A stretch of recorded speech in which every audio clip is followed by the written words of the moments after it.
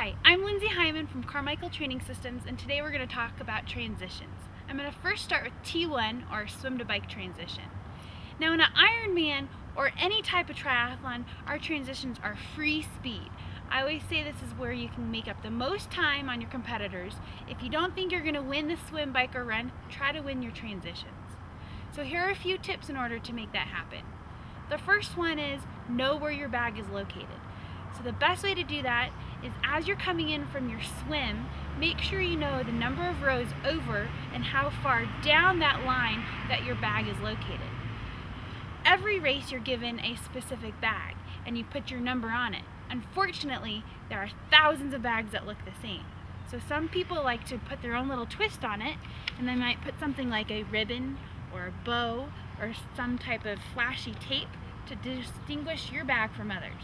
So one thing we want to avoid in our T1 transition is that we don't want to have our bag too full. What happens is when we have too much stuff in our bag, it causes a lot of confusion.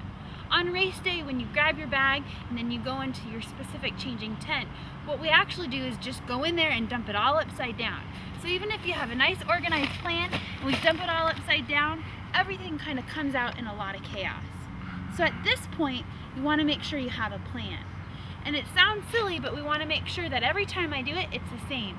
I put on my left sock, my left shoe, my right sock, right shoe, so it's nice and organized, and you can just get in there and get out.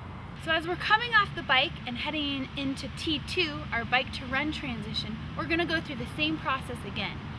We're going to run off, and we always want to make sure our helmet is still buckled anytime we're touching the bike. Until the volunteer has taken your bike, that's when you can unbuckle your helmet and then head into your T2 bag area. Again, we want to be nice and efficient in our transition area. So again, it's free speed. 3 minutes extra time is 3 minutes that we've lost on the run. And that's almost 10 seconds per mile when you put it all together. So it's something that we want to be in and out of those transitions as quickly as possible. As we're leaving the T2, everything that we've taken off, our cycling shoes, our helmet, and any other equipment, we want to make sure it goes back in our T2 bag. The volunteers will help you with that, but again, we want to make sure we have everything together before we go off for the rest of our race. One really nice thing in those changing tents is the access to sunscreen and anti-chafing ointment.